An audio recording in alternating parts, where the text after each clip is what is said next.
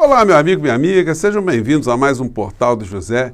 Iniciando mais uma semana, agora 82 dias das nossas eleições presidenciais, num país absolutamente chacoalhado por um homicídio hediondo e que está sendo tratado de uma forma distorcida pelos grandes veículos de comunicação, induzindo até as pessoas que têm um juízo crítico mais acentuado sobre a realidade brasileira a erro.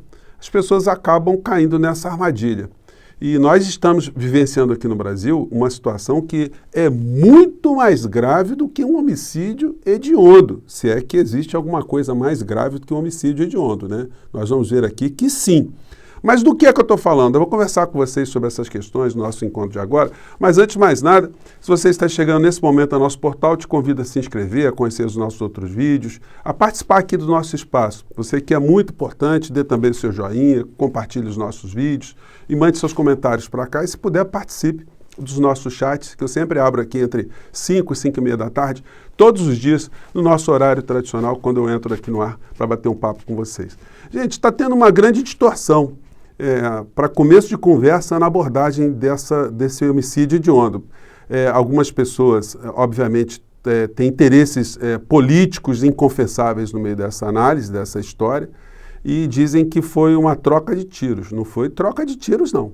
Nós tivemos ali um homicídio hediondo por motivação torpe, motivação fútil, e outras qualificadoras também, que certamente vão recair sobre esse cidadão que está vivo, felizmente. E aí, um parêntese. É muito importante que o Ministério da Justiça, o Ministério Público do Estado do Paraná, entidades de direitos humanos, façam um acompanhamento da internação do assassino, porque esse sujeito vivo, ele certamente vai prejudicar muito alguns dos interesses eleitorais do atual presidente da República, porque a motivação do crime nós já sabemos, que é uma espécie de doença que está cometendo uma parcela da sociedade brasileira e que não está sendo combatida, não está sendo remediada, porque há interesses também muito poderosos de que essa situação permaneça. Não é possível numa sociedade racionalmente estabelecida, que analise a sua realidade, que nós tenhamos um governante que seja um pregador de assassinatos, que seja um pregador da intolerância, que seja um beligerante, que seja uma pessoa insensível, um desumano, um incompetente e que atue contra os interesses da própria nação. Não é possível que alguém que pratique um crime permaneça tanto tempo cometendo crimes reiterados em continuidade, sem ter a proteção de alguém. Então, gente, a situação é muito mais grave do que está sendo apresentada aqui. A gente vê expressões como essa aqui, ó. Intolerância política, radicalização política, polarização. É uma forma distorcida, porque os veículos de comunicação, eles colocam numa equivalência, né? Nós estamos vendo um país onde está tendo guerra dos dois lados. Não está tendo guerra dos dois lados. A gente está vendo só que o cogumelo ele está crescendo.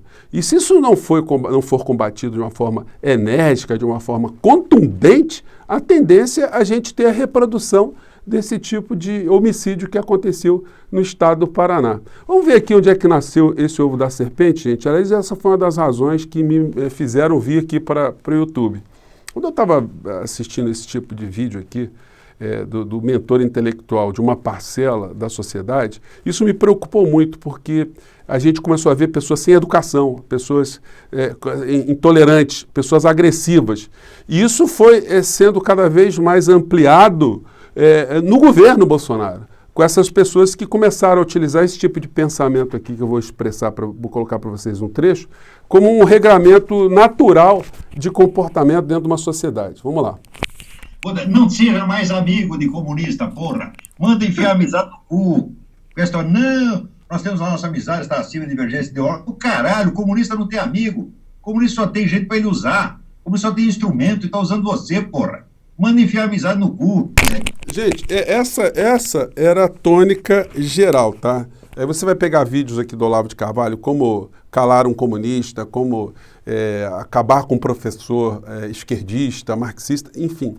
sempre pregando a destruição do outro ao invés do diálogo, a desmoralização do outro ao invés do diálogo, a violência no lugar do diálogo.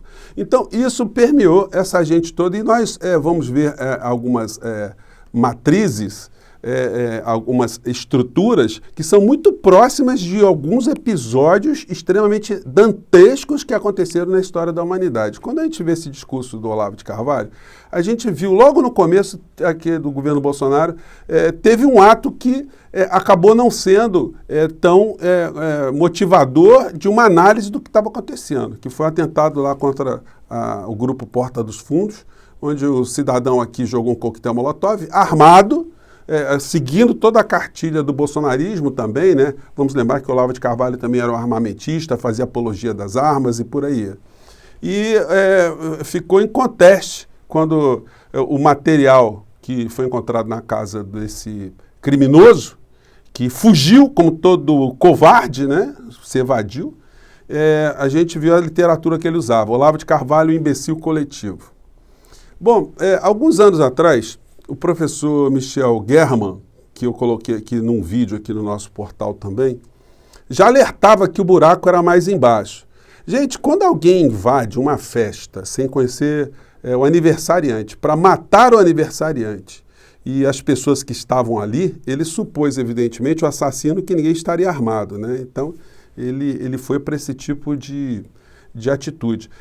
Se a gente jogar esse tipo de comportamento para o período que antecedeu a Segunda Guerra Mundial, nós vamos ver também que casas de judeus estavam sendo invadidas, lojas de judeus estavam sendo invadidas, judeus estavam sendo espancados no meio da rua e alguns até assassinados. Esse era um caso de intolerância política, de polarização? Esse era um caso de divergências ou a gente estava diante de um fenômeno muito mais grave? Vamos ver o que o professor Michel German falou há algum tempo atrás aqui. Deixa eu ampliar o volume aqui. Vamos lá. Quando, num post, eu escrevo que os apoiadores do governo Bolsonaro, bolsonaristas, escrevi eu, não devem mais ser tratados como bolsonaristas, mas como fascistas e nazistas. Isso incomodou. E ele vai falando, eu vou colocar esse vídeo para vocês aqui, e tem um trecho aqui. O vídeo é muito interessante porque o professor ele é extremamente qualificado. Ele é um professor que estuda os assuntos da Segunda Guerra Mundial, Holocausto, enfim. Eu vou colocar esse vídeo para vocês, mas acompanhe esse trecho aqui. Viu? Um candidato que citou David Irving, que se abraçou com alguém fantasiado de Hitler, e que falou sobre seres humanos como animais, além de ter dito que as minorias devem se adaptar ou desaparecer, esse candidato foi eleito. Gente, é muito grave isso que ele já salientava, que eu salientava, que outros pesquisadores, outras pessoas que estão nas redes salientavam também. A gente foi vendo várias situações, a gente viu na sequência uma manifestação que lembrava também movimentos extremistas aqui no Brasil, como aquela da Sara Geromini, né? com os seus seguidores ali com capuz na cabeça, enfim, bolsonaristas, né? Isso aqui, o que era? Isso aqui era uma polarização ou nós estávamos diante de uma situação muito mais grave? 300 do Brasil! Arrum! Então, gente, a estética, o comportamento dessas figuras não era para ser tratado nesse assunto de uma maneira meramente folclórica, não. A gente está diante de uma situação muito mais grave. Esse tipo de situação aqui, um alto funcionário do governo Bolsonaro imitar o propagandista de Hitler, não é pouca coisa, não. Quando a gente vê o Bolsonaro tomando aqui com o seu cão tarado, né? O Guimarães aqui e o outro, o Seif aqui, tomando um copo de leite, numa alusão aos supremacistas brancos, aos racistas norte-americanos, não era uma coisa para passar despercebida, não. Esse gesto aqui, o senhor Felipe Martins, um quadro também do bolsonarismo, fazendo um símbolo também supremacista, Não é pouca coisa, não. Esse pessoal usando armas para cima e para baixo, quando a gente viu, mesmo durante a campanha, essas figuras aqui tripudiando em cima da pessoa que foi assassinada, a Marielle Franco, enfim, isso tudo estava revelando muitas coisas. Quando a gente vê, por exemplo, esse tipo de comportamento aqui de um dos quadros do bolsonarismo também, o Roberto Jefferson, é bom a gente relembrar isso, né? Para a gente ver se o que aconteceu no Paraná foi uma coisa banal, foi uma coisa de polarização. Vamos pegar aqui. Para não adoecer. Depois ele pede que os cristãos usem um revólver. Tem um satanás armado, esse imediatamente um irmão patriota bota fora de combate. Aí e as armas não acabam por aí. Tem que ter alguém com a perna dessa de enxada ou um taco de beisebol e bater. Gente, esse nosso vídeo aqui hoje está arriscado ele tomar uma travada, porque o que eu estou colocando aqui de situações aqui que a plataforma bloqueia, não está brincadeira não, né? E o comportamento dessa gente vai sendo legitimado nesse tipo de situação aqui. Deputada bolsonarista debocha de drone de fezes em evento contra Lula e Calil. A gente esquece que a situação que aconteceu no Amazonas, vitimando o Dom Phillips e o Bruno, não são situações também meramente policialescas, não. É uma situação que esconde isso que eu tenho falado aqui para vocês o tempo todo. Não se fala mais em outro episódio do Genivaldo Santos Jesus também, que foi morto naquelas circunstâncias, ninguém está repercutindo mais isso. Ninguém que eu digo é os grandes veículos de comunicação, né? Porque esse tipo de situação revela essa doença que eu estou me referindo aqui para vocês, que está acontecendo aqui no Brasil. Quando a gente vê o presidente da República fazendo esse tipo de discurso aqui na sua live de quinta-feira, acompanha um trecho. Muda resultado eleitoral. Não preciso aqui dizer o que eu estou pensando, o que você está pensando. Você sabe o que está em jogo. Você sabe como você deve se preparar, não para o novo Capitólio. Ninguém quer invadir nada, mas para nós sabemos que temos que fazer antes das eleições. E aí o que acontece? Aí o cão de aluguel, ele escuta uma mensagem dessa, ele se julga no direito de fazer aquilo que o presidente joga nas entrelinhas, que ele acha que tem que ser feito, que tem que ser correto. O Pacheco, o presidente do Senado, um cúmplice dessa história. Temos vários cúmplices, né, gente? Como eu disse a vocês no vídeo de ontem, não é só esse assassino hediondo que cometeu o crime, não. Esse gatilho foi apertado também pelo senhor Rodrigo Maia, quando não colocou impeachment para afastar o presidente da República, o senhor Alcolumbre, que ficou cúmplice, o senhor Arthur Lira, que faz negócios o tempo todo com dinheiro público, e que protege Bolsonaro e, portanto, recebeu o quinhão do orçamento da nação para distribuir entre os seus correligionários corruptos. O senhor Rodrigo Pacheco, quando faz esse discurso, e também discurso por um lado, e segura a CPI, tentou segurar a CPI da Covid, está segurando a CPI do MEC, são todos cúmplices. Quando os veículos de comunicação não tocam nessa ferida e não expuseram o que aconteceu durante a pandemia, são todos cúmplices desse assassino, não é? Bolsonaro é aconselhado por aliados a pedir paz nas eleições e condenar o assassinato de petista no Paraná. Todos os líderes que falaram pela internet se solidarizaram com as famílias, tanto do agressor quanto da vítima. Porque a família, a mulher do assassino, não teve culpa, ela pediu para o cara não fazer isso, estava com a criança dentro do carro. Mas são doenças que estão contaminando muitas as pessoas aqui no nosso país, né? E o Bolsonaro, até agora, hoje ele está falando de outro assunto, já está tentando varrer isso para debaixo do tapete.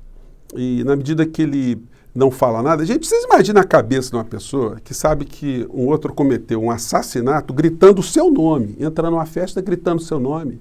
É Bolsonaro, é Bolsonaro, é Bolsonaro, e mata pessoas. Ou tenta matar pessoas, mata pelo menos uma. Como é que você dorme tranquilo no outro dia? Como é que isso é uma coisa indiferente para você? Só se você for um monstro, se você for um desalmado, você for uma pessoa cretina ao extremo. Mas é isso que está acontecendo no Brasil, a gente não tem que ter receio de falar esse tipo de situação, porque, de fato, nós precisamos combater com veemência esse tipo de doença que está acontecendo aqui no Brasil. A gente vai vendo situações, outras que aconteceram aqui no Brasil, uma escalada de violência, mas é uma escalada de violência unilateral. Então, a gente tem que parar com esse negócio de ficar achando que nós estamos numa polarização política, a coisa está muito mais grave do que isso.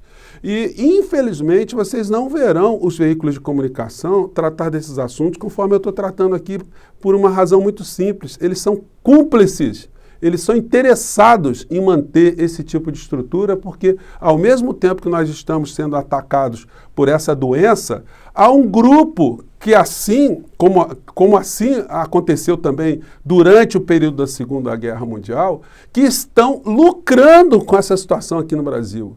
O que aconteceu na Alemanha não foi um fenômeno aleatório, onde tinham pessoas ali que estavam conspirando apenas sobre o viés político, não. Havia razões econômicas muito grandes que estavam por trás daquele fenômeno que aconteceu lá, como acontece aqui no Brasil nesse momento. E se a gente não tiver consciência disso, de fato a gente está permitindo que esse fenômeno se alastre.